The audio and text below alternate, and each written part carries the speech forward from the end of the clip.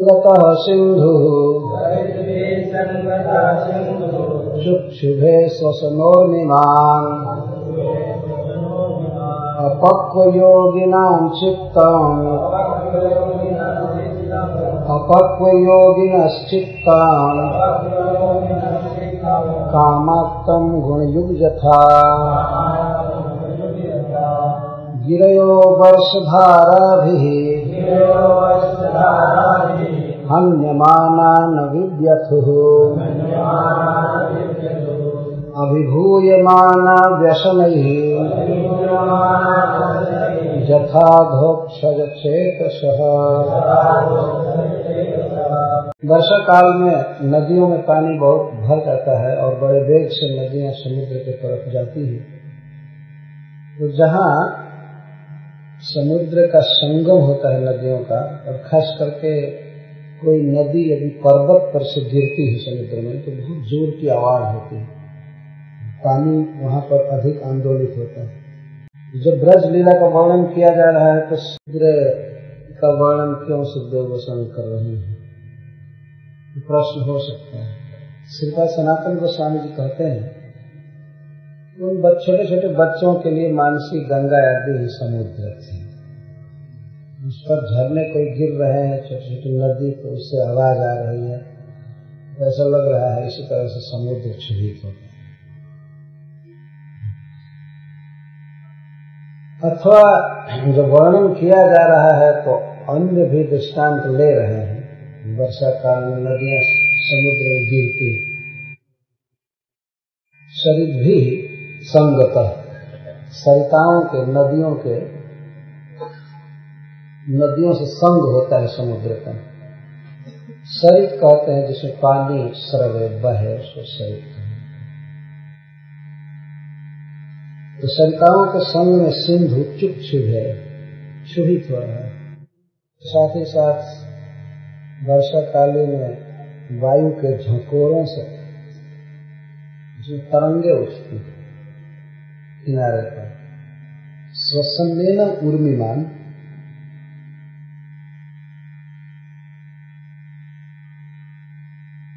जिस प्रकार अपक्व योगिनश्चित्तम, कच्चा योगी का चित्त विषयों का संपर्क होने पर शुद्ध है। गुण युग, गुण का अर्थ विषय और युग का अर्थ युक्त, जथा।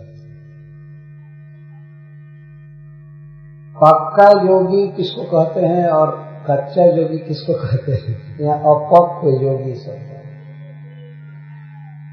शास्त्र बताता है कि जब कोई योगी अपनी चित्त की वासनाओं को पूरा रंधित कर देता है, जला देता है, जैसे पानी में कुछ चीज पकाया जाता है, बीज पकाया जाता है और पका दिया जाए तो फिर बोने पर जमेगा नहीं, अंकुरित नहीं होगा। कुछ ऐसे भक्त होते हैं जिनके हृदय की वासनाएं पूर्णतः समाप्त हो जाती हैं, संसारिक वासना, और वे संसार में रहे या कुछ भी, अब उनका चित्त विषयों के संग से क्षुभित नहीं होता है। उन विषयों को भोगने की वासना उत्पन्न नहीं होती है, प्लान नहीं होता। परंतु अपक्व योगी या कचरा योगी है, उसको चाहिए कि विषयों से बच करके रहे। यह नदियों को स्त्री के रूप में कहा गया है और समुद्र को धीर गंभीर गंभीराशय योगी के रूप में प्रस्तुत किया गया। इतना बड़ा योगी, लेकिन वह अभी नदियों के संजोग से शुद्ध हो गया। के लिए भी विषय अविश्वसनीय है, विश्वास नहीं करना चाहिए, बच कर रहना चाहिए। यह है शिक्षा है योगियों का, साधकों का चित्त विषयों के संपर्क से शुद्ध हो जाता है। योगी जन अपने मन पर कभी विश्वास नहीं करते। ये घटना घटी थी, उन्होंने इतिहास सुनाया। भगवान शिव बड़े ही गर्व के साथ भगवान से प्रार्थना किए थे कि आपका मोहिनी रूप हम देखना चाहते हैं। भगवान मना कर रहे थे इनडायरेक्ट में, स्पष्ट करे तो रूप कामियों के लिए प्रिय है, आप क्यों देखेंगे, आप तो जितेंद्रिय हैं, महान पुरुष हैं। कारांतर से भगवान ने कहा कि आप वैकुंठ में आए हैं, मेरा आपका स्वागत करना मेरा धर्म है, लेकिन आपको फजीहत में डालना ये ठीक नहीं है। आप स्त्री को क्यों देखना चाहते हैं और पूरे समाज के साथ। मानो भगवान शिव ने कहा नहीं कोई बात नहीं, हम ऐसे नहीं हैं कि इस चक्कर में आ जाएंगे, प्रभावित हो जाएंगे, देखना चाहते हैं, आपकी लीला है, एक बार देख लें। और जब भगवान ने मोहिनी रूप दिखाया तो उनको ये भी पता नहीं चला कि ये भगवान दिखा रहे हैं, इतना तक पता नहीं चला। और कामारी जी काम समुद्र में गोता खाने लगे, जहां जहां गए उनका देव शरण हो गया। तो यह इतिहास सुखदेव गोस्वामी उत्तर में बता रहे हैं, भगवान शिव का बीज भी प्रतीक हो गया। इसीलिए बुद्धिमान व्यक्ति को अपने मन पर विश्वास नहीं करना चाहिए, तब आदमी को गिरा देगा नीचे। बेटर है कि विषयों से संपर्क ही न हो। जैसे भी यदि समुद्र में नदियां न गिरे तो समुद्र बेचारा क्षुभित नहीं होगा। संजोग से बचना चाहिए, अपने आप मन धीरे धीरे शांत हो जाता है। सारे विषयों को अपने इंद्रियों में न भर करके भगवत विषयों को भरना चाहिए। इस श्लोक में है शिक्षा, उपाध्याय शिक्षा बता रहे हैं। गिरयो वर्षधारा भी हन्यमानान विव्यथुः अभिभूयमाना व्यसनै जथाधोक्षज चेतसः। अधोक्षज का अर्थ है जो प्राकृत इंद्रियों की पकड़ से बहुत परे है, दिव्य, जिनकी लीला रूप गुण नाम सब कुछ अप्राकृत है और किसी भी जीव की प्राकृत इंद्रियों से उसका ग्रहण नहीं होता है। तो ऐसे अधोक्षज में जिनका चित्त लगा हुआ है सदा, वे लोग किसी भी सांसारिक दुख से कभी विचलित नहीं होते हैं।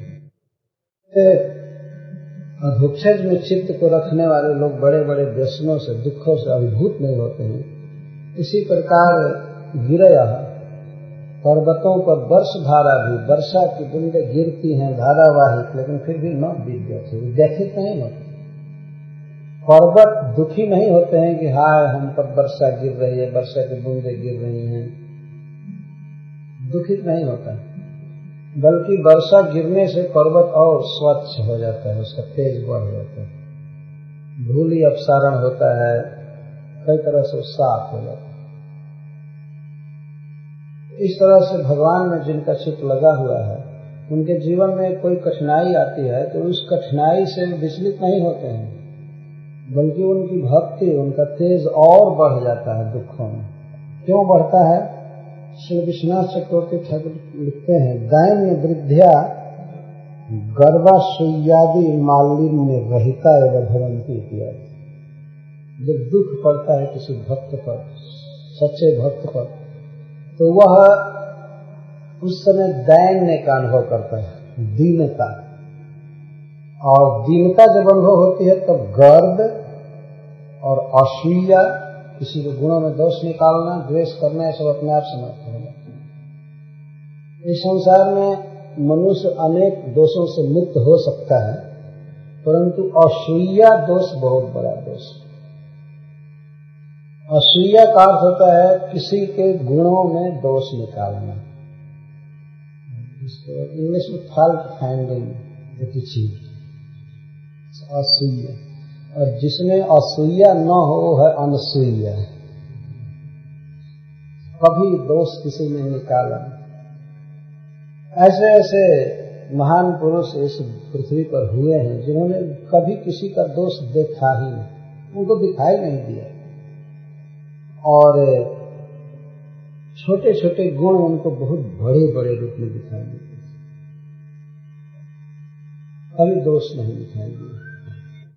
सफलता के दिन होते हैं, धन प्राप्ति के दिन होते हैं, मान प्राप्ति होता है, उस समय व्यक्ति अवश्य गर्व का अनुभव करता है कि मैं कुछ हूँ, और इस कारण से कुछ लोगों का तिरस्कार करते हैं।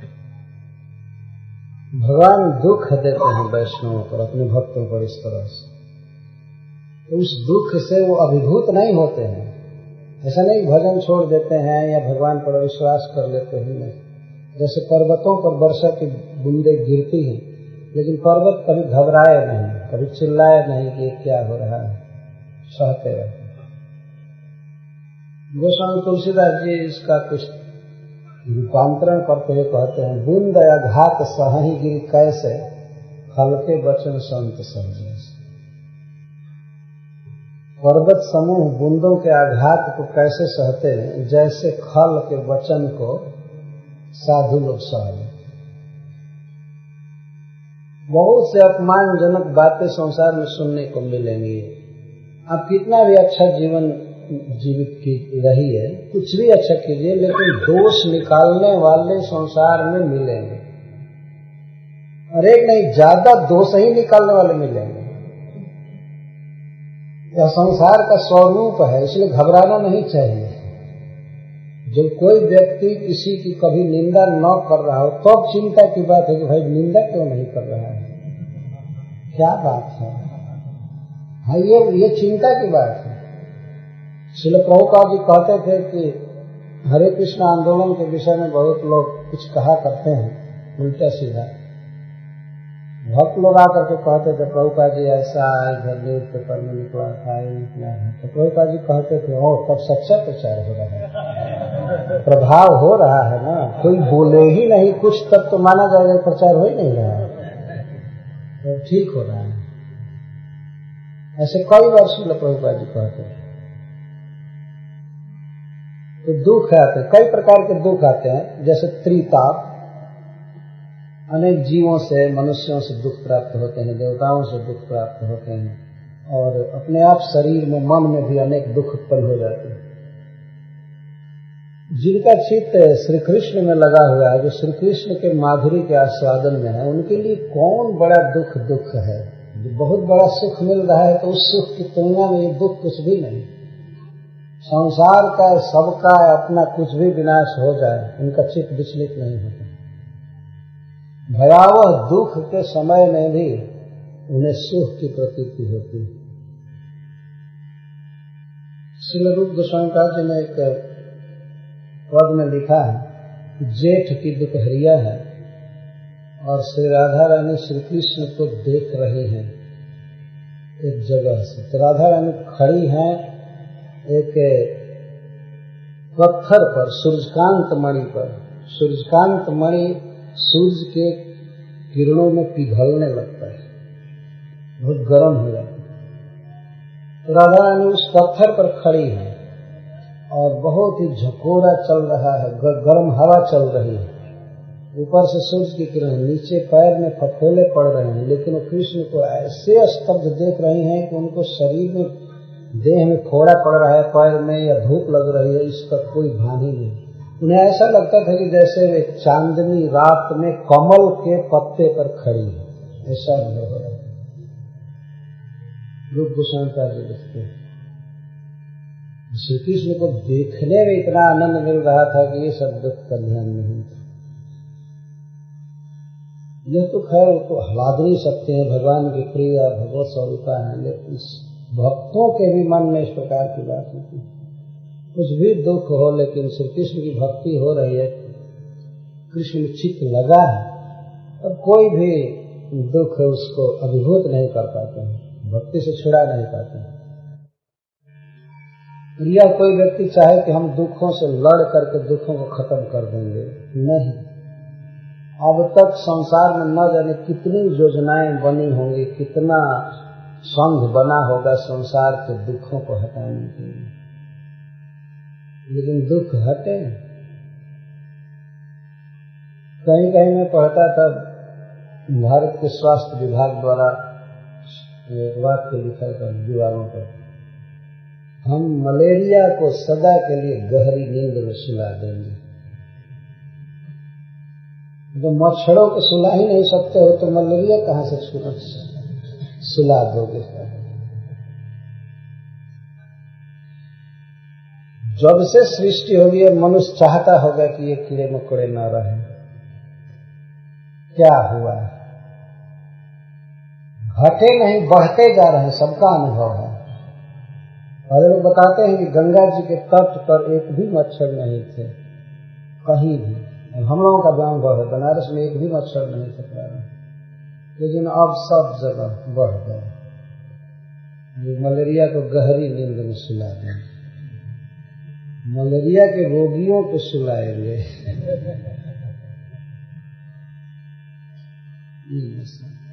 कोई दुख कम नहीं हो रहा है,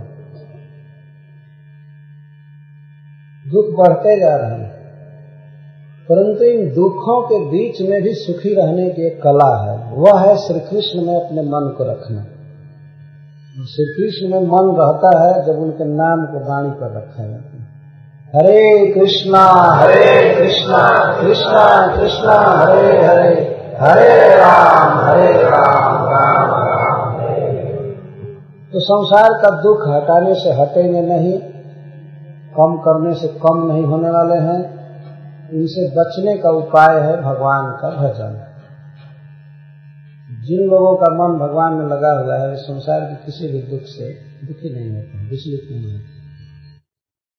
भगवान के रूप गुणादि के रस में मन को आविष्ट करने से सब समय सुख ही सुख रहता है। मार्गा बभूवुः संदिग्धा तृणैश्छन्ना ह्यसंस्कृतः नाभ्यस्यमाना सुतयो द्विजहि कालहता इव। जैसे ब्राह्मण गण जब वेद का अभ्यास नहीं करते हैं, आवर्तन नहीं करते हैं, नहीं पढ़ते हैं, तो कुछ काल के बाद उनके द्वारा याद किए हुए श्लोक सब भूल गए। याद भी रहते हैं तो संदिग्ध रहते हैं। कोई पद याद है, चौथाई पद और नहीं याद है, कहीं अंत में याद है, बीच में याद है। द्विजैहि न अभ्यस्यमान श्रुतयः कालहताय। जैसे ब्राह्मण लोग जब वेद का अभ्यास नहीं करते हैं तो पढ़े हुए वेद के अंश भी भूल जाते हैं। काल में रास्ते संदिग्ध हो जाते हैं। क्यों? एक तो कारण यह है कि असंस्कृता, रास्तों का संस्कार नहीं होता है। वर्षा काल में सर्वत्र पानी भर जाता है, कीचड़ हो जाता है, तो लोग सब रास्तों पर नहीं चलते हैं, मुख्य मुख्य रास्ता पकड़ करके चलते हैं। जो अवान्तर मार्ग होते हैं, उपमार्ग होते हैं, वे सब संदिग्ध हैं। लोग चलते नहीं है तो इसलिए संस्कार नहीं होता। चलने से संस्कार होता है। क्या होता है? मनुष्य के या पशुओं के पैर लगने से घास कट जाती है, जल जाती है, इसको छींड़ा कहते हैं। लेकिन संस्कार नहीं होता है, नहीं चलते हैं, तो एक कारण होता है, और दूसरा तृणय ही छीनना, घास बढ़ करके रास्ते को ढक ले, इसलिए मार्ग संदिग्ध हो जाते हैं। संदिग्ध हो जाते हैं, पूरा बंद हो जाते हैं, यह अर्थ नहीं है। संदिग्ध हो जाते हैं, घास इतनी बढ़ जाती है कि आदमी चलता है तो सोचता है यहाँ से ये रास्ता जाएगा कि कौन जाएगा, कहीं कोई संदेह होगा। मार्गा बभूवुः संदिग्धा, मार्ग संदिग्ध हो जाते हैं, क्योंकि तृणैश्छन्ना और असंस्कृता है। मनुष्यों का चलना फिरना बंद हो जाता है, पैर से संस्कार नहीं होता है, घास बढ़ जाती है। जैसे वेदों का अभ्यास नहीं करने से, रोज पाठ नहीं करने से सब भूल। इसमें दो उपमा दी जा रही है। न अभ्यस्यमाना, ये तो असंस्कृता शब्द से जुड़ा हुआ है। नहीं पाठ करना मतलब नहीं मार्ग पर चलना, मार्ग की घास कट नहीं रहे हैं, कोई चल ही नहीं रहे हैं। और दूसरा कालहता, संसार का ऐसा स्वरूप है। मान लीजिए कोई कहे ठीक है मैंने पहले कुछ वेद पढ़ा है, पहले गीता पढ़ा है, भागवत पढ़ा है, ऐसे भी आदमी चुपचाप बैठे तो काल जो है वो अपने आप विस्मृत कर देगा, काल विस्मृत कर देगा। और ऊपर से पढ़ाई भी बंद हो गई है, तब क्यों नहीं बंद करेंगे?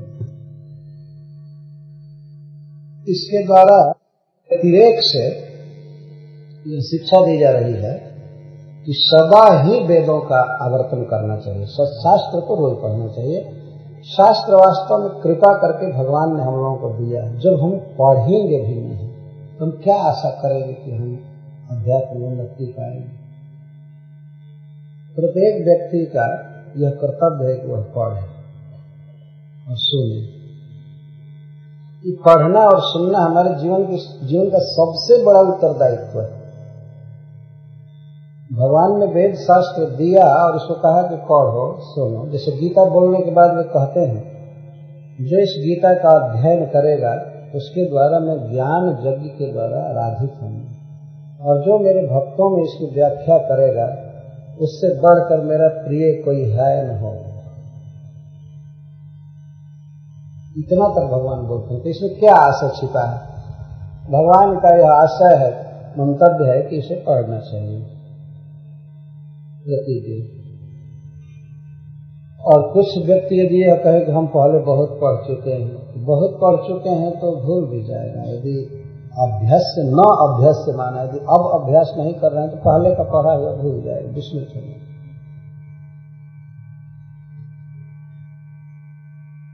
वर्षा काल में रास्ते अवरुद्ध हो जाते हैं, घास द्वारा संदिग्ध हो जाते हैं। इसको देखकर कुछ देव गोस्वामी याद कर रहे हैं, इसी तरह से भागवत आदि भूल जाए। एक कवि ने कहा है कि कुछ लोगों पर विश्वास नहीं करना चाहिए, उसमें शास्त्र भी है। राजा पर विश्वास नहीं करना चाहिए, स्त्रियों पर विश्वास नहीं करना चाहिए, और शास्त्र पर विश्वास नहीं करना चाहिए। शास्त्र पर विश्वास नहीं करने का आशय यह है कि ये नहीं सोचना चाहिए कि पढ़ लिया हमें याद है, ठीक है, जब बोलने का या कुछ काम करने का समय आएगा तो भूल जाए। जैसे सार्वभौम जी कहते हैं कि कोई एक व्यक्ति था, अपने मित्र से बता रहा था कि भगवान ने हमको 2 गुण दिया है, और तो कुछ नहीं दिया लेकिन 2 गुण दिया है। एक तो ये गुण है कि हमारी स्मृति शक्ति बहुत बलवान है, मैं जो बात याद कर लेता हूँ भूलती नहीं है, और दूसरा वो याद भूल गया है।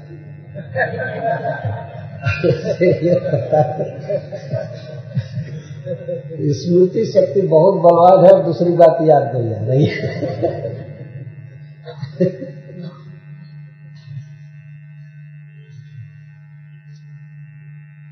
इस तरह से याद की हुई बातें भूल जाती हैं, इसलिए निरंतर अभ्यास करना चाहिए।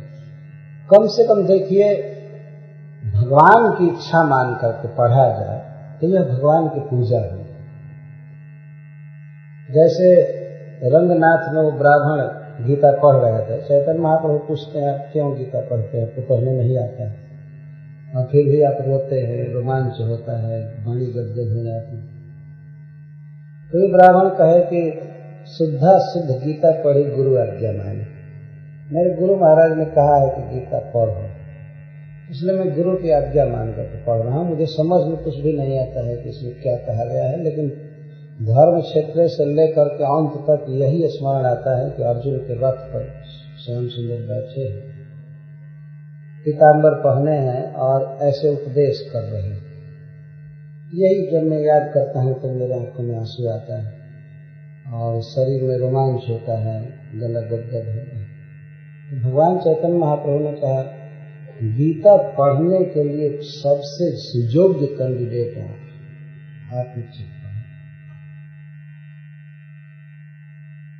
मुझे इस बात पर ध्यान आ रहा है कि वो ब्राह्मण कहते हैं कि मैं गुरु की बात मानकर पढ़ रहा है। इसी तरह भगवान की तो आज्ञा है डायरेक्ट सबके लिए कि इसे पढ़ो, इसे सुनो। गीता कहने के बाद आप सावधानी से देखिए भगवान गीता में कितना जोर देकर कह रहे हैं। तो पढ़ना चाहिए, भगवान के आदेश का पालन करेंगे तो ये हमारी शोभा है, भगवान हम पर प्रसन्न होंगे। इसको ऑप्शनल नहीं लेना चाहिए कि हम पढ़ें या ना पढ़ें, हम नहीं पढ़ेंगे कभी, या कह देंगे कि टाइम कहाँ है पढ़ने का। और कुछ लोग कह देते हैं समझ में नहीं आता है, हम पढ़ेंगे क्या? तो समझ में आ जाएगा तब पढ़ना चालू करेंगे कि पढ़ेंगे तब समझ में आएगा। सोचने की बात। पढ़ेंगे तभी तो समझ में आएगा ना। अच्छा, दूसरी बात यह है कि जब आप पढ़े रहेंगे तो सुनने में भी वो बातें समझ में आएंगी। नहीं पढ़ने वालों को समझ में नहीं आती है बात। जो पढ़ा है जानता है वही सुन करके भी समझ सकते हैं। इसलिए पढ़ना बहुत जरूरी है। अन्यथा वर्षाकालीन मार्ग की तरह सब संदिग्ध हो जाएगा और कुछ काल के बाद वर्षा का अंत होते होते तो रास्ता का पता ही नहीं रहेगा। संदेह कहें, संदिग्ध तो एक डेढ़ महीने के बाद ही हो जाता है। 4 महीने की बरसात होती है तो 1 महीने के बाद ही संदिग्ध, और धीरे धीरे धीरे धीरे लुप्त, मार्ग का पता नहीं चलेगा। इसमें है शिक्षा यह है कि लापरवाही नहीं करनी चाहिए, शास्त्रों का अध्ययन रोज करना चाहिए। श्रील प्रभुपाद जी जो 2 टाइम शास्त्र पढ़ने की सुनने की व्यवस्था किए हैं, ये सब यही सत्य को प्रकट कर रहा है।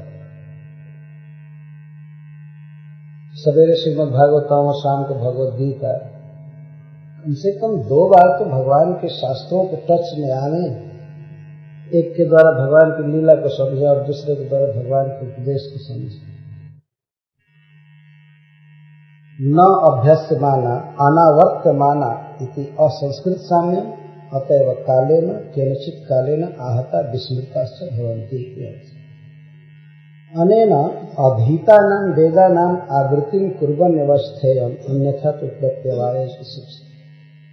इसके द्वारा शिक्षा दी जा रही है कि अध्ययन किए हुए या सुने हुए शास्त्रों को बारंबार अध्ययन करके ही समय बिताना चाहिए, नहीं तो प्रत्यवाय हो जाएगा। प्रत्यवाय का अर्थ होता है कि जितना हम जमा किए हैं उसमें से छीन होते हैं, धीरे धीरे नष्ट।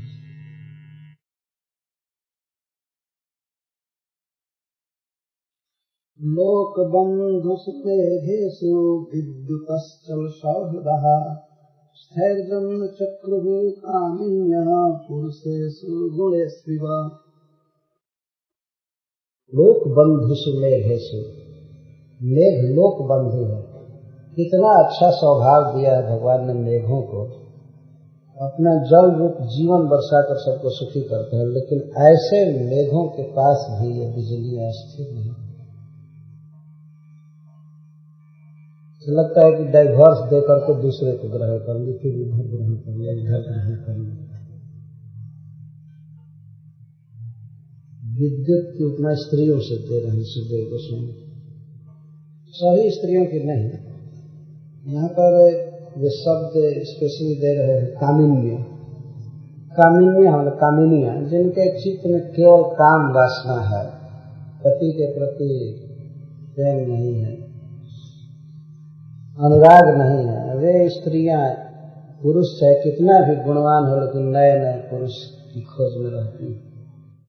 लोक बंधु से मेघेषु विद्युतश्चल सौहृदः, अनंत अद्भुत गुण से विभूषित मेघों में भी विद्युत कैसे है तो चल सौहृदः है, जिनका सौहार्द, जिनका प्रेम चल है, चंचल। अरे जब चमकी है एक बादल के साथ तो उसी के साथ चमकती रह जाए, बीच बीच में चमके लेकिन केवल उसी के साथ, तब माना जाएगा कि हाँ ठीक। स्त्री की शोभा वास्तव में पतिव्रता होने में है। बारंबार हमारे वैदिक शास्त्र इस बात को बताते हैं। जितना ही पति में अनुरक्त होती है स्त्री पत्नी, उतना ही वो यशस्विनी है, सराहनीय है। यहाँ तक भगवान श्रीमद् भागवतम में कहते हैं कि पति यदि विकलांग हो, रोगी हो, गरीब हो, दुर्शील हो, फिर भी पति की सेवा करनी चाहिए। स्त्री न विवेकी न हर स्थिरा भक्ति विधेया न विद्युत चला रहती। विवेकी पुरुष को चाहिए कि भगवान श्री कृष्ण में अचल भक्ति करे, बिजली की तरह चंचल भक्ति नहीं। जो कृष्ण को ग्रहण किया तो ग्रहण किया, भगवान को अपना इष्ट देव माना, उनके चरणों में समर्पण किया तो किया, बस हो।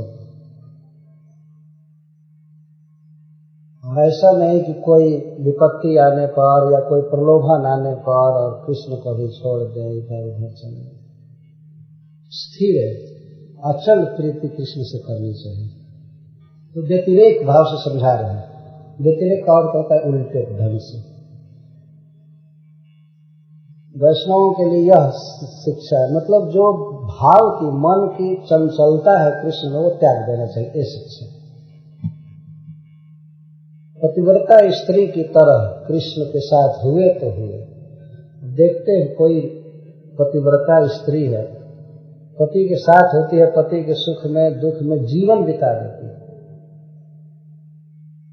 जीवन ही नहीं बिता देती है। पहले की ऐसी स्त्रियां होती थी पति के साथ सहमरण स्वीकार करती, साथ में मर करके चल जाती, इसको प्रेम कहा जाता है। कवि ने कहा है कि जो पति के जीवित रहने पर जीवित रहती है, पति के सुख में सुखी रहती है, दुख में दुखी हो जाती है, पति के मरने के बाद पति के साथ मर जाती है, क्या ऐसी नारी के साथ किसी की तुलना कहीं की जा सकती है? कितना प्रेम है। धधकती हुई चिता की लपट उसे दुख का अनुभव नहीं होने देती, आलिंगन करती है चिता। तो इस तरह से हरि से प्रेम करना चाहिए, इसी से प्रेम करना चाहिए, विद्युत की तरह चंचल प्रेम नहीं। भगवान श्री कृष्ण में गुण देखा जाए तो वो तो वास्तविक लोक बंधु है। सुहृदम सर्वभूतानां, सारे सद्गुण श्री कृष्ण में है, सब कुछ। और किसी जीव को कृष्ण जो सुख देंगे वो दूसरा क्या दे सकता है?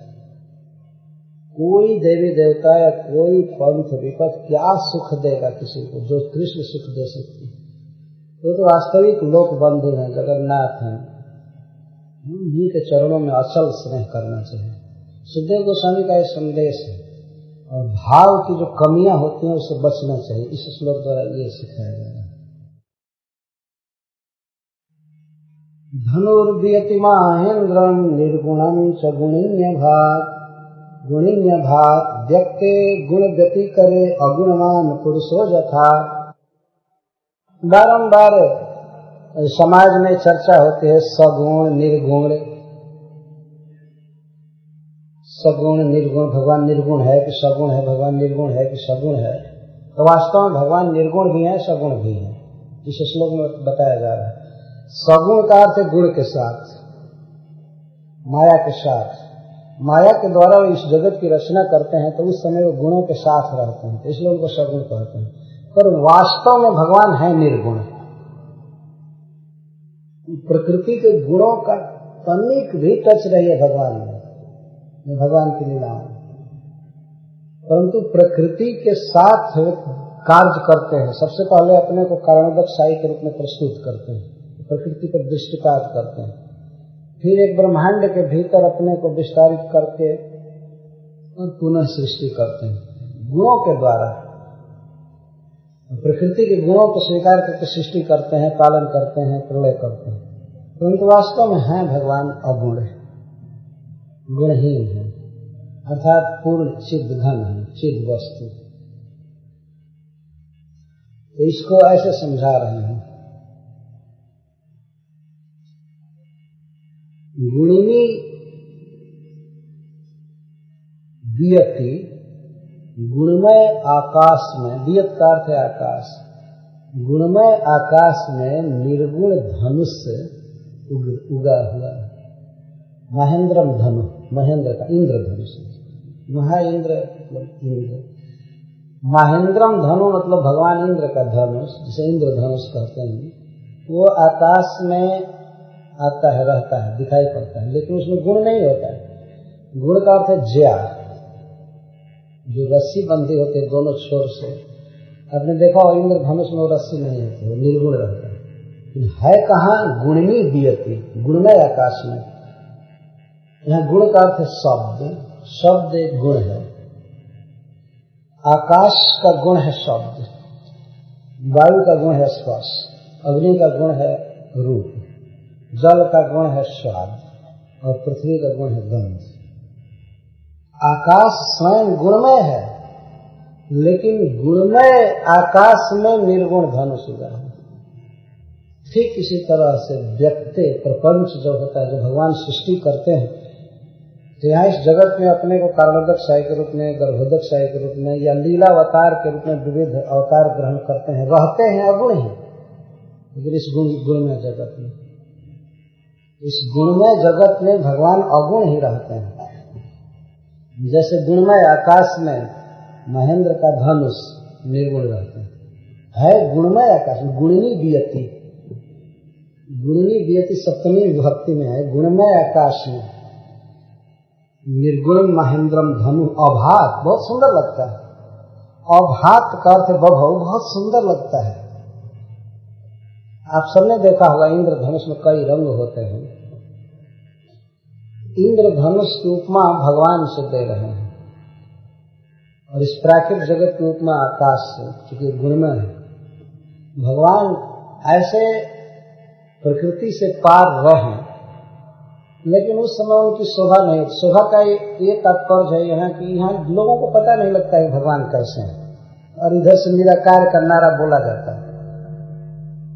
पता ही नहीं है तो क्या करेंगे, तो भगवान की शोभा नहीं होती है। लेकिन जब आते हैं अवतार लेकर, जीवों का पालन करते हैं, पोषण करते हैं, सृष्टि करते हैं, जो लीला करते हैं, तो भगवान इन जीवों के साथ होकर, अपनी माया शक्ति के साथ होकर के बहुत सुंदर लगते रहते हैं प्राकृतिक जगत में, लेकिन प्राकृतिक वस्तुओं से प्रभावित नहीं होते। पर भगवान का यहाँ अवतार लेकर के आना और प्रकृति के साथ होना और जीवों के साथ होना बहुत अच्छा लगता है। कितना सुंदर बात, कितनी सुंदर बात सुखदेव गोस्वामी कह रहे हैं। भक्तों को इस पर मनन करना चाहिए। अब इंद्रधनुष हो गए तो देख देख करके मिलाना चाहिए। सुखदेव गोस्वामी की कितनी गहरी दृष्टि,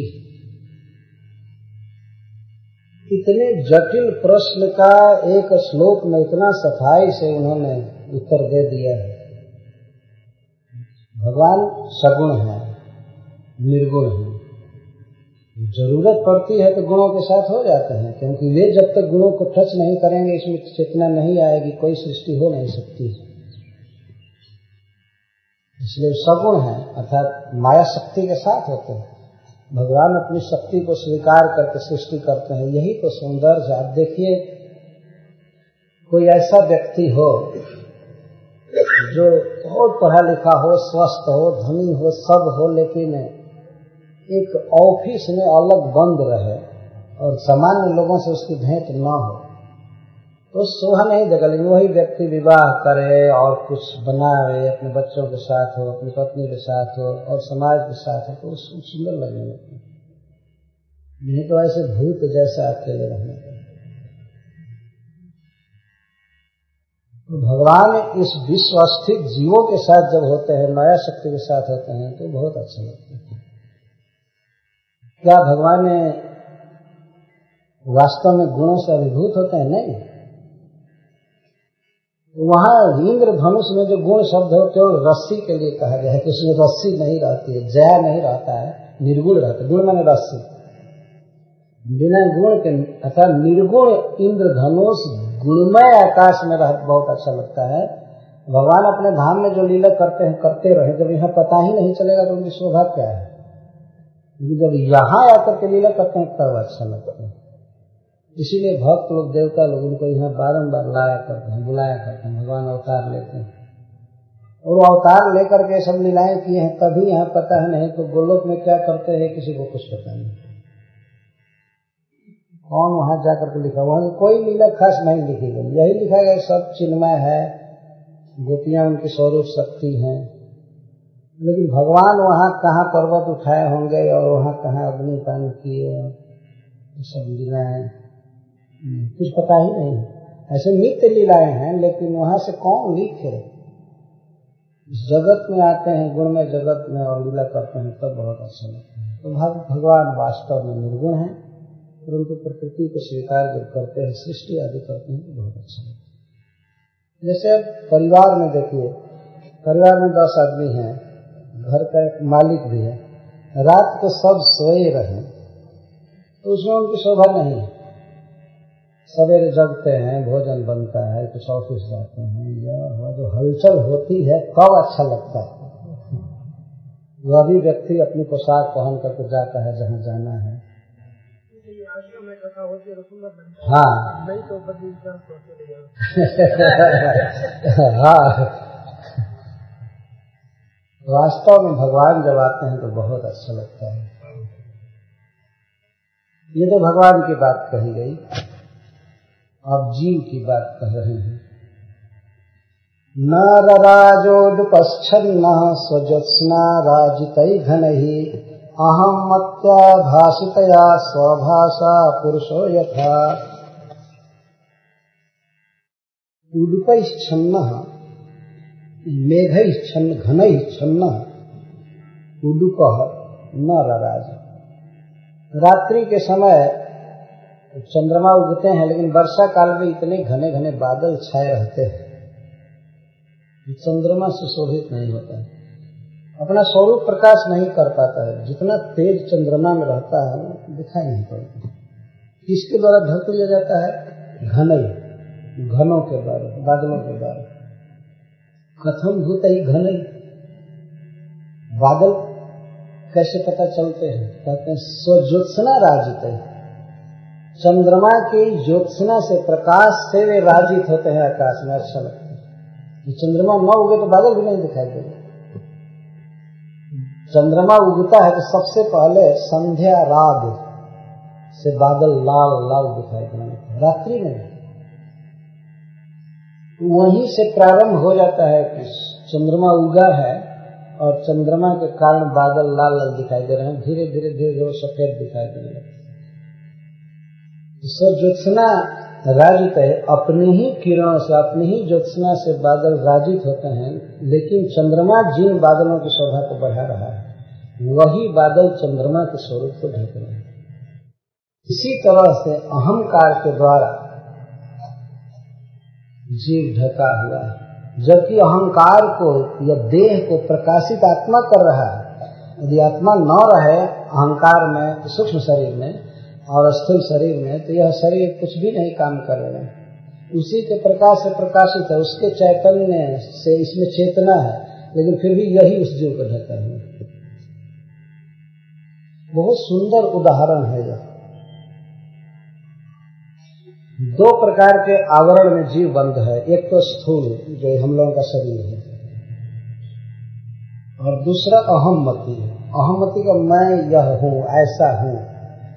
जो अहंकार में जीव सोच रहा है मैं ऐसा हूँ, ये हूँ, वो नहीं है। लेकिन इस प्रकार की अहममति जीव की चेतना के कारण ही हो रही है। अहंकार प्रकाशित होता है, सबसे पहले अहंकार प्रकाशित होता है। अहंकार के प्रकाशन के बाद मतलब अहंकार चेतनीभूत होता है, और उसके बाद तभी जड़ शरीर स्थूल देह चेतनीभूत होता है। ऐसा देखते हैं कि यह शरीर रात्रि में निद्रा के समय निश्चेष्ट रहता है, लेकिन फिर भी सूक्ष्म शरीर काम करता रहता है, वही से बलवान है। अहममति, इसको संस्कृत से इसका हम पढ़ रहे हैं। श्रीका श्रीधर स्वामी जी, स्वभाष भाषितया अहममत्या इति स्वचैतन्येन एव प्रकाशितेन अहंकारेण छन्नो जीवो जति। अपने ही ज्योत्सना से, चेतना से प्रकाशित अहंकार के द्वारा जीव ढक जाता है। जो वो है वास्तव में वो स्वरूप प्रकाश नहीं होता है।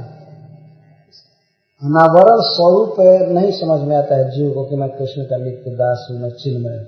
देह को मैं मानता है, और देह में चेतना किसकी है? आत्मा की है।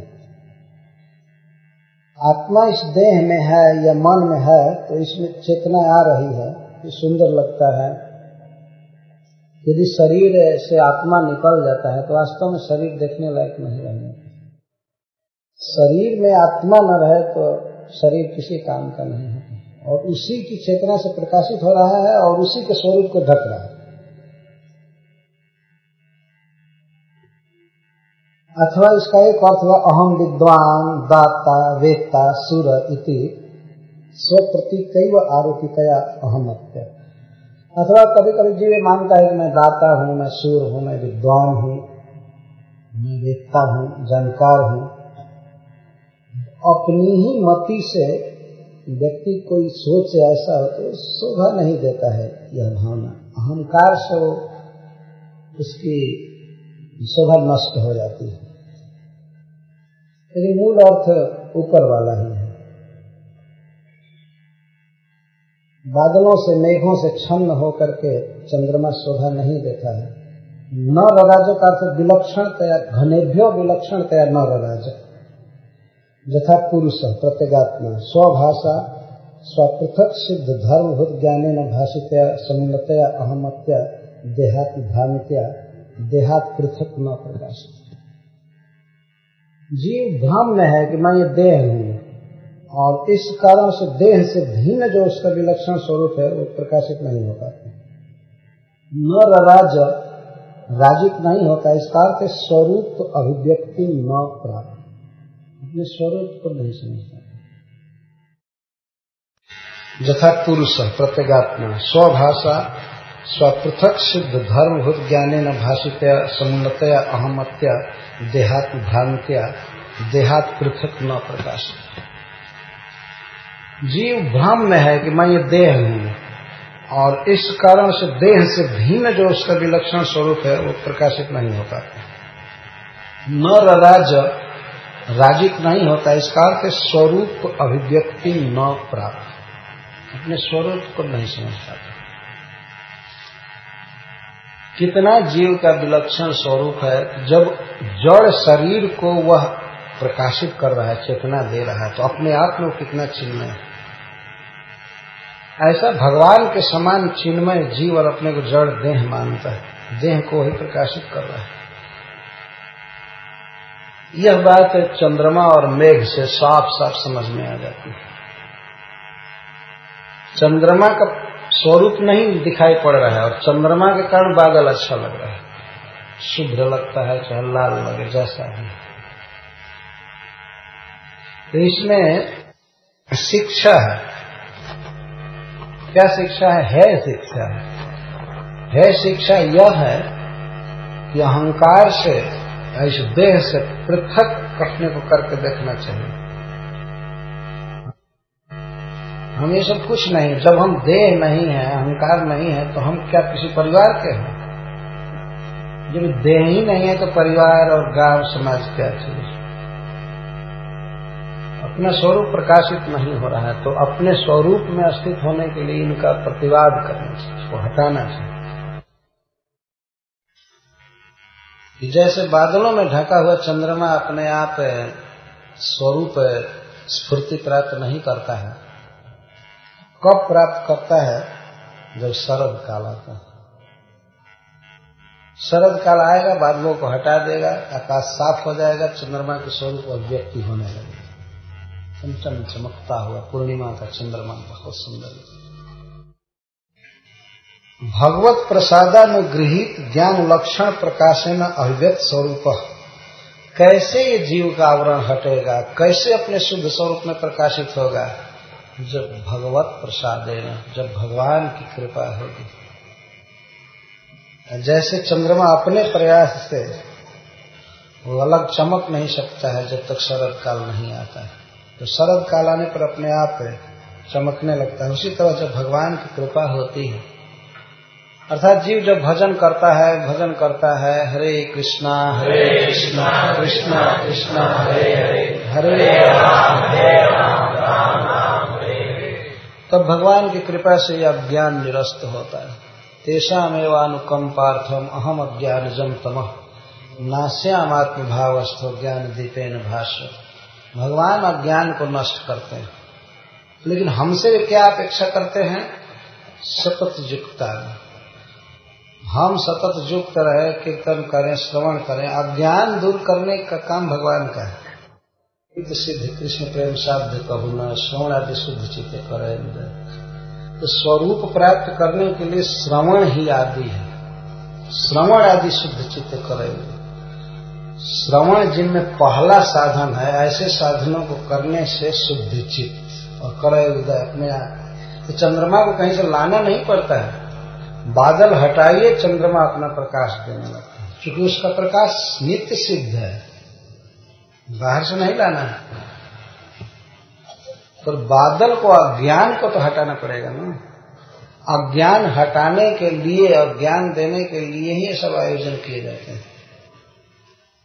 इसलिए सुखदेव गोस्वामी की यह अमर वाणी जुग जुग तक भक्तों को उत्साहित करती रहे, शुद्ध ज्ञान देती रहे, कृष्ण भावना का ज्ञान। न रराजोटुपश्छन्ना स्वज्योत्स्ना राजितैर्घनैः अहमत्या भाषितया स्वभाषा पुरुषो यथा।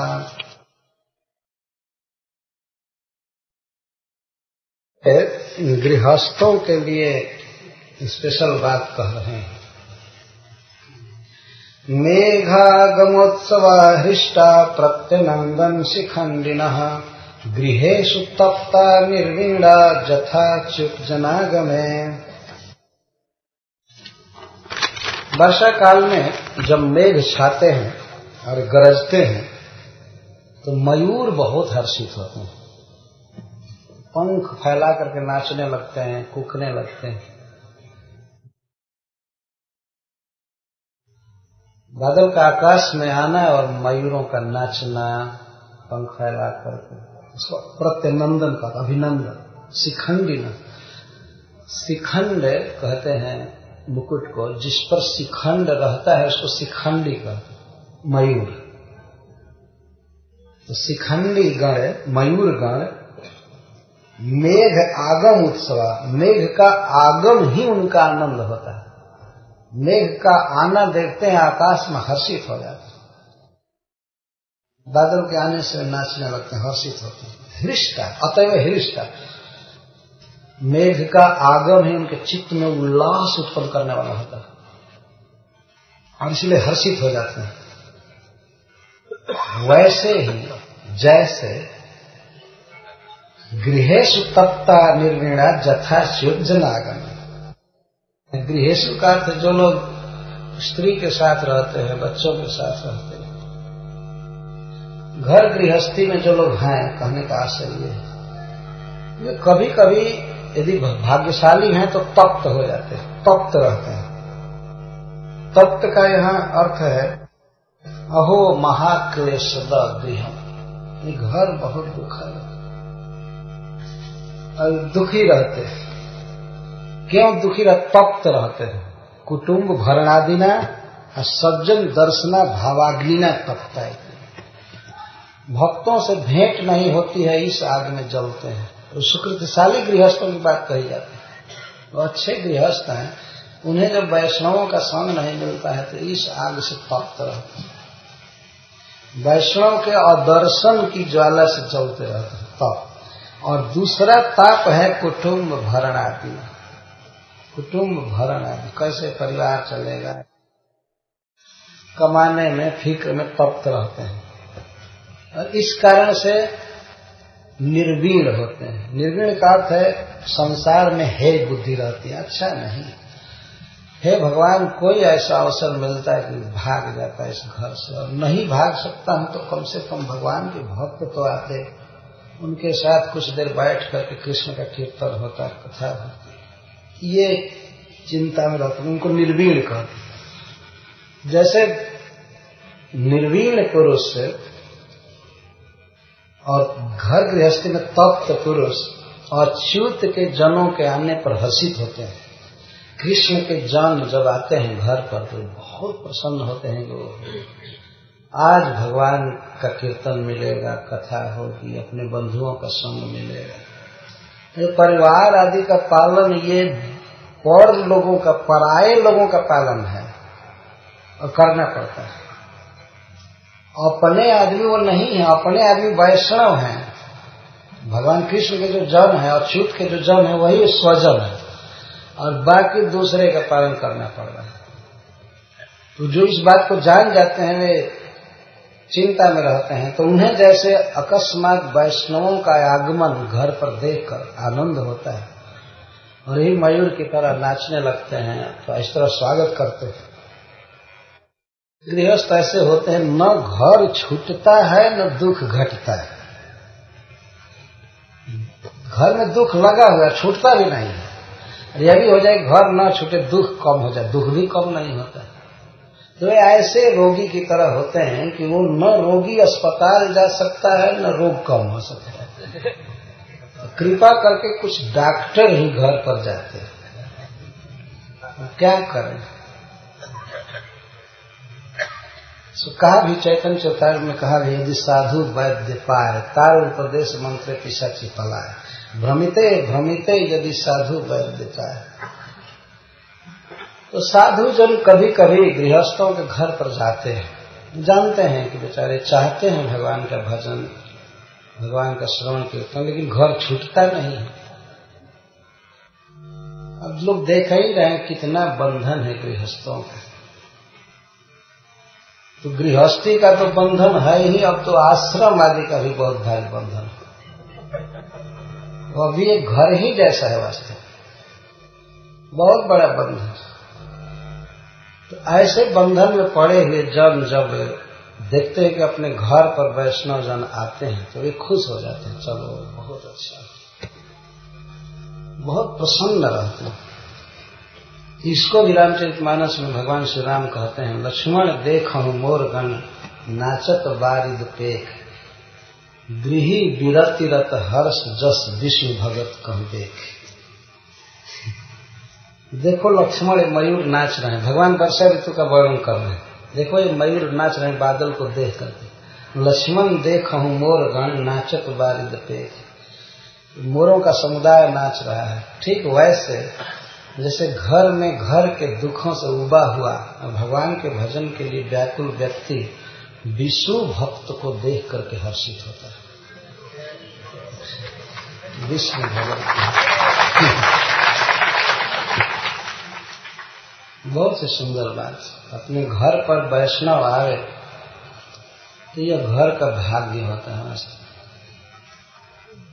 जिन घरों में वैष्णव जाने लगे तो विष्णु जाएंगे वहां निश्चित, क्योंकि मद्भक्ता यत्र गायन्ति तत्र तिष्ठामि। जिस घर में कीर्तन होता है, कथा होती है, तो भगवान वहां रहते हैं। तो मयूर बनना चाहिए और वैष्णव रूपी बादल को देख करके हर्षित। साधुओं के आने से प्रसन्न होना चाहिए, क्योंकि वही विष्णु के जन हैं, विष्णु के संदेश को लेकर आते हैं, विष्णु की याद दिलाते हैं। सूरदास जी ने पद लिखा है, जा दिन संत पाहुने आवत। जिस दिन संत पाहुन घर में आते हैं तो वही दिन जीवन का असली दिन होता है। स्वयं भी स्मरण करते हैं भगवान का और स्मरण कराते हैं। यह बहुत ही सुंदर उपादेय शिक्षा है। जिस मयूर की प्रसन्नता होती है वैसे प्रसन्न रहना चाहिए। और गृहस्थों को चाहिए कि वे तप्त और निर्वीण बने। कुछ अनुभव करना चाहिए कि घर में दुख है। घर में सुख का अनुभव करना ठीक नहीं है, दुख है वास्तव में।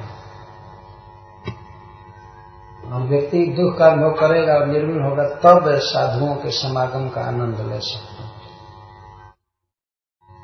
पीत्वापः पादपः पद्भे आसन्नानात्ममूर्तयः प्राक्षामास्तपसा श्रन्ता यथा कामानुसेवया।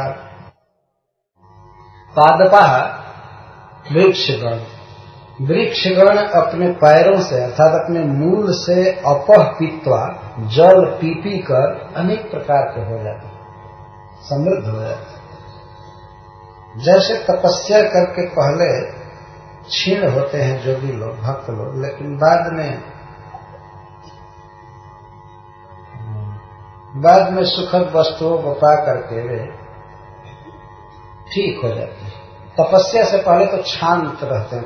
क्षमा का अर्थ दुबला नहीं पतला, क्षमा का अर्थ पतला, और श्रांता का अर्थ दुर्बल दुबला।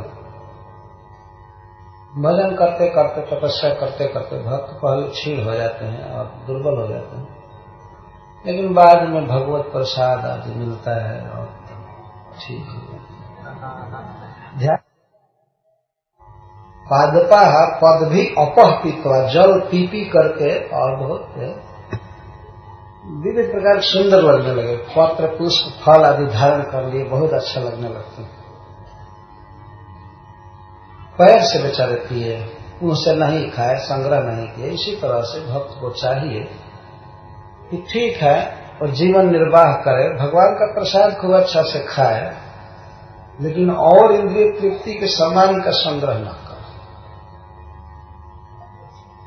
और नाना प्रकार का हो जाएगा, वो अनेक प्रकार का भक्त हो जाएगा। अनेक प्रकार के होने का आशय यह है कि पहले जीवन में व्यक्ति ऐसा अनुभव करता है कि मैं अकेला हूं, लेकिन आप देखते हैं जब व्यक्ति विवाह करता है तो 1 से 2 होता है, 2 के बाद कम से कम हम 2, हमारे 2 तो 4 हुए, कम से कम।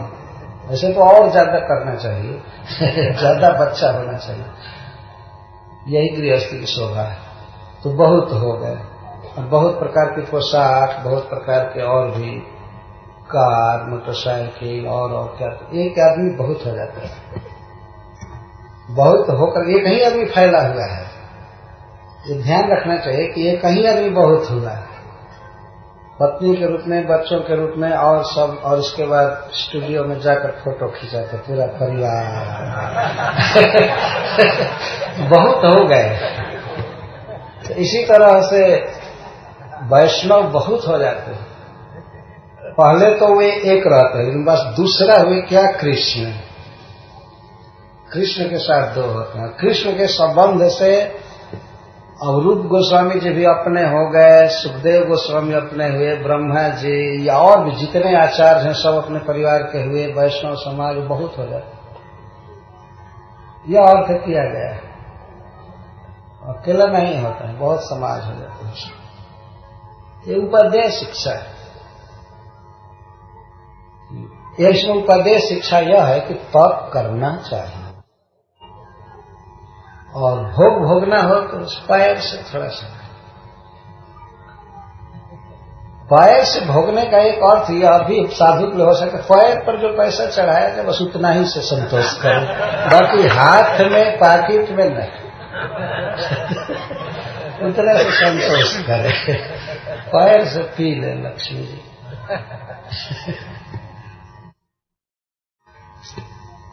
वृक्ष की तरह संतोषी होना चाहिए और तपस्या करनी चाहिए। वृक्ष कोई कामना से तप नहीं कर रहा है, लेकिन गर्मी के दिन में घाम सहते हैं, बयार सहते हैं, पानी का अभाव रहता है। वर्षा काल में पीने को मिलता है, वह पानी पी पी करके अनेक प्रकार नाना आत्ममूर्तय भवन्ति, नाना प्रकार की उनकी मूर्तियां हो जाते हैं, रूप हो जाता है।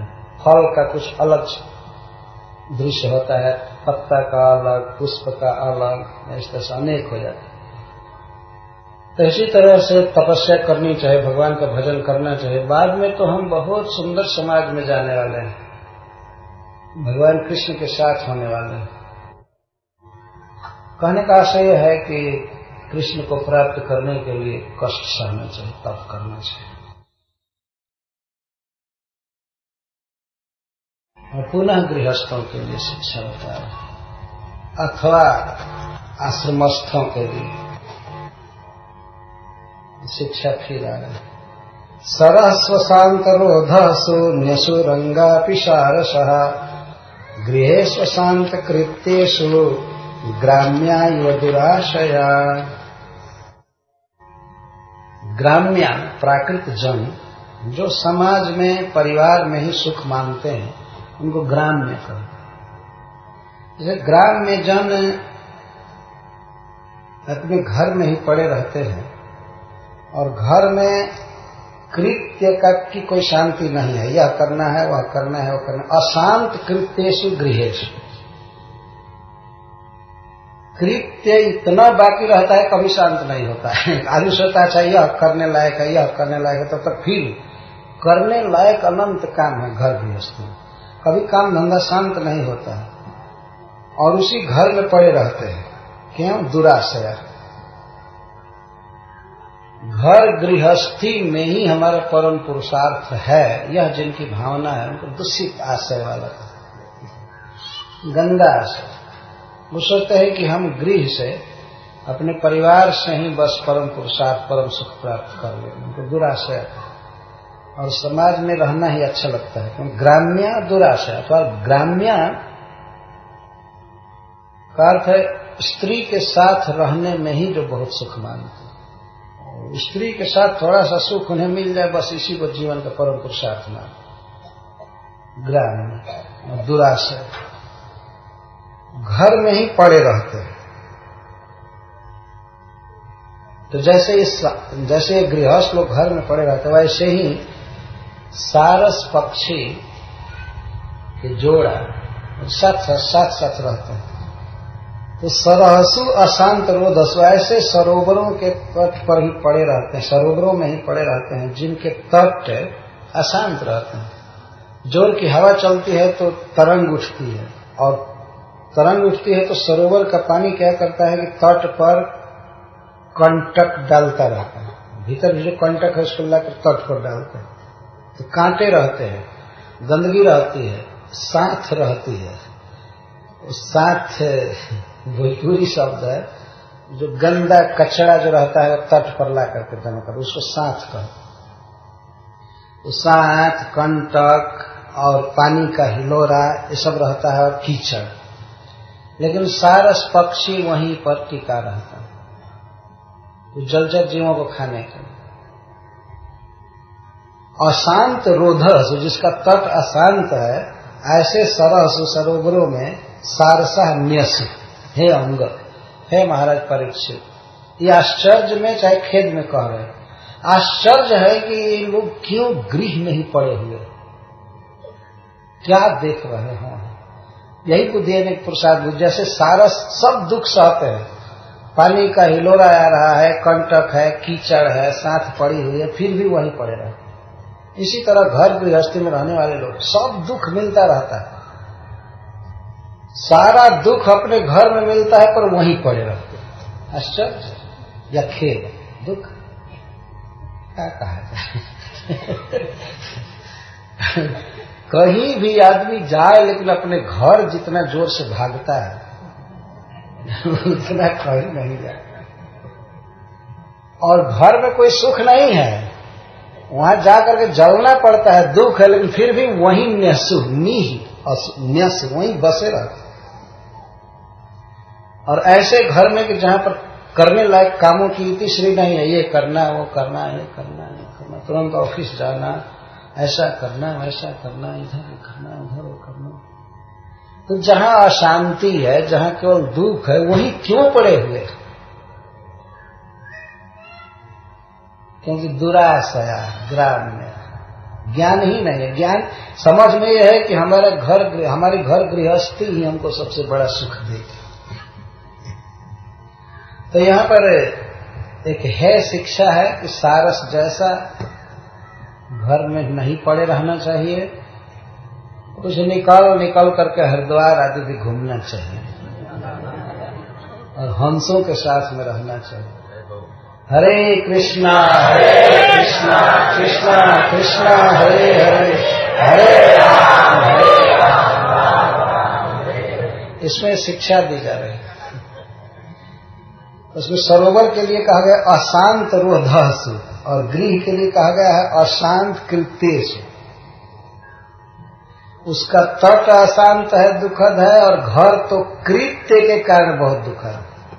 सवेरे उठिए तो ये करना है, ये करना है, ये करना है, टाइम नहीं है, ये करना है, बच्चों को स्कूल भेजना है, बच्चों की परीक्षा चल रही है, बच्चों को ये करना है, उसके बाद ये जाना, वो दौड़ना, वो धुपना। दिन भर में आदमी करने लायक सब काम कर नहीं पाता, अब कल के लिए करेगा, और कल दिन भर करते करते करते करते अब परसों करे, सालों भर करते करते कृत्य शेष नहीं हो, कोई शेष नहीं हो। दुख है, अशांति है, फिर भी आदमी पड़ा रहता। कितना सत्य वचन बोल रहे हैं सुखदेव गोस्वामी, सबके अनुभव का विषय। ईमानदारी से कोई व्यक्ति बोले, यदि परमात्मा के पास हाथ रखकर छाती पर, तो वो जरूर कहेगा कि घर में सबसे ज्यादा दुख है। फिर भी अब क्या करे, घर नहीं रहना। इसलिए सबसे अच्छा उपाय ये है कि वैष्णवों की संगति करे, चाहे घर में चाहे घर छोड़ करके, उसे सुख ही सुख मिलेगा। एक अद्भुत परवस्था है मनुष्य की, घर छूटेगा नहीं और घर में दुख भोगना पड़ रहा है, क्या करे। सुखदेव गोस्वामी कोई आलोचना के लिए नहीं कह रहे हैं, इसलिए यहाँ अंग शब्द का प्रयोग किया गया। हे प्रिय परीक्षित, क्या कहें, दुख व्यक्त कर रहे हैं अथवा आश्चर्य कर रहे हैं। श्रीपाद जीव गोस्वामी जी लिखे हैं, आश्चर्येण खेदेन वा अंग इति संबोधन। आश्चर्य से, जब इतना दुख हो रहा है फिर भी आदमी घर में पड़ा हुआ है, ये आश्चर्य। और दुख भोग रहा है बेचारा, इसलिए दुख है, खेद है, खेद में बोल रहे हैं, क्या कहें। सुख के सारे साधन मौजूद हैं, भगवान का नाम है, भागवत है, वैष्णव है, फिर भी सुखी नहीं हो पाता है, दुख भोग रहा है। अगर सुख के साधन न हो और कोई व्यक्ति दुख भोगे तब तो क्या किया जाएगा, उतना आश्चर्य नहीं होगा। लेकिन गंगा जी पास में हो, निर्मल जल बह रहा हो और आदमी प्यासा वहीं तड़प रहा हो, तब आश्चर्य की बात होगी, बहुत भारी आश्चर्य होगा। दूसरा दयालु पुरुष तो दुखी होगा, क्या हो गया, दिमाग फेल हो गया। और तब आश्चर्य होगा कि गंगा जी के किनारे कोई प्यास बुझाने के लिए कुआं खनना चालू किया। कोई पूछे कि क्यों खान रहे हैं, अरे प्यास से मर रहा हूं, मत पूछो, प्यास से मर रहा हूं। तो ये कुआं क्यों खान रहे हैं, पानी के लिए। लेकिन कोई दयालु पुरुष बतावे कि गंगा जी की धारा है, निर्मल अमृत है, और आप ही क्यों नहीं पी रहे। यदि उसको ज्ञान हो जाए तो यदि कुआं वो खाना भी है पहले से, तो अब तो नहीं खानेगा। ऐसा नहीं कहेगा जब खान लिया इतना तो और खाने दो, मरने दो प्यास। कुछ लोग ऐसे होते हैं, कहते हम दूसरा पंथ पकड़ लिए, हम क्या करें, हमको चलने दीजिए, आप लोग हरे किसी कीजिए, हमको करने दीजिए। अरे अब तो गंगा जी की धारा में गोता लगाओ, पानी पियो, हरे कृष्णा कृष्णा कृष्णा हरे हरे, हरे राम राम राम हरे हरे। तो अपने गृह को या अपने तथाकथित आश्रम को ही सर्व पुरुषार्थ प्रद आदमी समझ रहा है। तो बस यही हमको सुख देगा, ये देगा, वो देगा, टिका रहता है, पड़ा रहता है। जैसे सारस, और सारस क्यों कहा गया, पक्षी और भी रहते हैं सरोवर के तट पर, सारस क्यों कहा गया, सारस कहा गया खास करके स्त्री पुरुष जब खूब अटैच्ड रहते हैं और वे घर में पड़े रहते हैं, इसलिए उनकी उपमा सारस से दी गई। सारस में बहुत प्रेम रहता है, साथ में रहते हैं, और उसमें से एक अगर बिछुड़ गया तो दूसरा मर जाता है, अपने आत्महत्या कर लेता है। आपस में इतनी आसक्ति, इतना स्त्री पुरुष लगे रहते हैं, अब हम सुखी कर लेंगे, अब हम सुखी कर लेंगे, अब हम सुखी कर लेंगे। लेकिन सारस बनना चाहिए तो भगवान की भक्ति के लिए एक दूसरे को प्रोत्साहन देना चाहिए, तब तो ठीक है, नहीं तो अशांत कृत्येषु गृहेषु ग्राम्या दुराशय। जलौघे निर्भिद्यन्त सेतवो वर्षतीश्वरे, पाषण्डिनाम असद्वादयी वेद मार्गा कलौ यथा। जैसे पाखंडियों के असदवादों से वेद की मर्यादाएं टूट जाती है, लोग नियम पालन नहीं करते हैं, उसी प्रकार इंद्रदेव इतनी वर्षा करते हैं कभी कभी बरसात में कि सेतु टूट जाते हैं अति पानी के कारण। ऐसा देखा गया है, कई जगह सेतु टूट जाते हैं अधिक पानी के कारण। खेतों के जो बांध होते हैं, मेड़ होते हैं, वो भी टूट जाते हैं, बड़े बड़े बांध भी टूट जाते हैं ज्यादा पानी के कारण। तो पाखंडियों का असदवाद कलयुग में इतना बढ़ जाता है कि जो जीवों पर नियम बनाए गए हैं वेदों के, वो सब टूट जाते हैं। जैसे खान पान का नियम, व्यवहार का नियम नहीं रहा। खाने में आदमी सब तंबाकू खाने लगते हैं, मांस मछली खाने लगते हैं। कलयुग से पहले सब नहीं रहता, ये सब बांध टूट जाता है, मर्यादा टूट जाता है। किसी भी मनुष्य पर को अपने पर अंकुश रखना चाहिए स्वेच्छा से। युग में असदवादों के कारण वेद के नियम का पालन लोग नहीं करेंगे। कैसे वाद को असदवाद कहते हैं? असदवाद का अर्थ जो नरक में गिराने वाले हैं। कुछ ऐसे वाद, कुछ ऐसे मत कलयुग में प्रचलित होंगे, अब तो हो गए हैं, उस समय सुखदेव गोस्वामी कह रहे हैं कि ऐसे मत होंगे जो लोगों को सीधे बिना बाधा के नरक में ले जाएंगे। बाधा जाने के नरक में तब होगी ना जब कोई राम राम बोल देगा, कुछ करेगा, प्रसाद खाएगा, लेकिन कुछ भी नहीं, अनावरण एकदम पीच रोड है नरक का, ले जाएगा।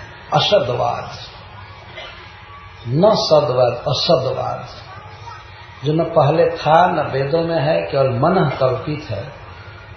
और अपने से ईश्वर की कल्पना करना, वेद शास्त्र में जिस ईश्वर का वर्णन है उसको समर्पण नहीं करना, भक्ति नहीं करना, उसको असदवाद है। विष्णु और श्रुति वेद का विरोध करना, यह असदवाद। संसार भर में असदवाद फैला हुआ है। और सदवाद जो मनुष्यों को अंकुश में रखता है, मर्यादा में और भगवान की भक्ति के पंथ पर चलाता है, सब मिट जाए कलयुग में। इसकी उपमा दी जा रही है जैसे अधिक वर्षा के कारण सेतु टूट जाते हैं। अति प्रचार होता है कलयुग में असदवाद का, अति प्रचार। आप देखते हैं रोड पर जहां तहां खुलम खुला शराब की दुकान का विज्ञापन है, खुलम खुला चारों तरफ। यह है मर्यादा का भंग होना।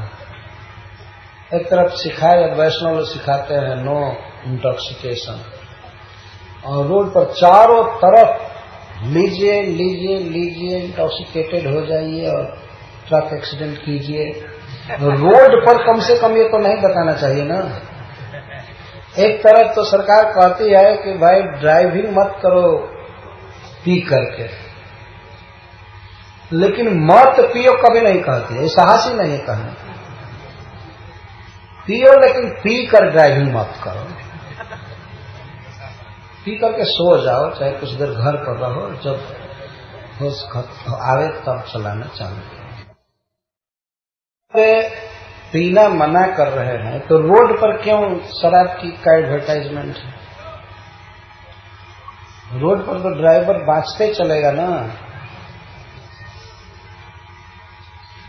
मन में नहीं होगा, वो भी सोचेगा कि क्या होता है जरा देखें। ड्राइविंग पूरा करके तब देखेंगे रात को ले जाकर बोतल पिए। इतनी मर्यादा समाप्त हो गई। वास्तव में मनुष्य में कोई आचार विचार कुछ रह ही नहीं है। सिनेमा के नग्न पोस्टर लगाए जाते हैं चारों तरफ, सारी मर्यादा ध्वस्त हो गई। घर घर में टीवी है और पूरा परिवार मिल करके टीवी देखता है। बाप भी बैठे हैं, माँ बैठी है, बेटा बैठा है, बेटी बैठी है, सब देख रहे हैं। क्या मर्यादा रह गई संसार में, टूट जाता है। ऐसा असद प्रचार हो जाता है चारों तरफ की, वेद की मर्यादाएं टूट जाती हैं। और वेद के जो देव हैं, आराध्य देव है, उनकी कोई पूजा नहीं करता है और अपने से कल्पित देवता की या कल्पित ढंग से पूजा आदि करता रहता है। कल्पित ढंग से कुछ पढ़ाई होती है 5-5 बार। ये सब असदवाद टूट जाते हैं। इसी पर जीव गोस्वामी जी कहते हैं असदवाद में सबसे बड़ा असदवाद क्या है कि मैं ईश्वर हूं। क्योंकि ईश्वर शब्द देगा, ईश्वर इतना ज्यादा वर्षा करता है तो जीव गोस्वामी पाद जी कहते हैं कि ईश्वर इति अति वृष्टिया स्वैरताभिप्रायण तदंसे नैव तस् पाषंडी स्थानीयता इतिहास। ईश्वर शब्द दिया गया और अति वृष्टि, तो ईश्वर शब्द का अर्थ है स्वतंत्र। तो जो व्यक्ति अपने को स्वतंत्र मानता है और जितना अपने को स्वतंत्र मानता है, ईश्वर का अंकुश स्वीकार नहीं करता बल्कि अपने को ही ईश्वर मानता है, तो और उसकी मर्यादाएं भंग होती रहती हैं। जब कोई व्यक्ति डरेगा कि हमारे ऊपर ईश्वर है, हमारे शुभ अशुभ कर्मों का फल देने वाला है, वह व्यक्ति गलत काम नहीं करेगा। वो पता लगाएगा कि भाई क्या गलत है क्या सही है। लेकिन जिसके जीवन में ये बात ही नहीं, अपने को स्वतंत्र मान चुका है, ईश्वर का अनुशासन नहीं मानता है, तो कुछ भी करेगा। गोस्वामी तुलसीदास जी ने इसका अनुवाद करते हुए कुछ भिन्न किया है। अति वृष्टि चली फूट कियारी, जिमि स्वतंत्र भय विग्रह नारी। इसको भिन्न नहीं कहेंगे, इसको पूरक कहेंगे। अति वर्षा होने से क्यारियां फूट जाती हैं, बांध टूट जाते हैं, जैसे स्वतंत्र होने पर नारियां बिगड़ जाती हैं। अति स्वतंत्र भय, जिमि स्वतंत्र भय विग्रह नारी। स्त्रियों को कभी स्वतंत्र नहीं रहना चाहिए, पति पुत्र या अन्य स्वजनों के अधीन रहना चाहिए। शिक्षा ऐसे ज्यादा प्रैक्टिकल लग रहा है तुलसीदास वाले ज्यादा प्रैक्टिकल समझ में आ रहा है। अब पुनः दानियों के विषय में सुनिए। व्यामुंचन वायुभिर्नुन्ना भूतेभ्योश्चामृतम घना, यथा शिशो विस्पतय काले काले द्विजेरितः। ब्राह्मणों के द्वारा अर्थात पुरोहित आदि के द्वारा ईरिता प्रेरिता विटपतय जनाध्यक्ष राजान काले काले उचित काले आशीष कामान अर्थिभ्य विमुंचन्ति, तथा वायुभिर्नुन्ना प्रेरिता घना च भूतेभ्य अमृतम अमृतवत जीवन हेतु जलम व्यमुंचन्ति।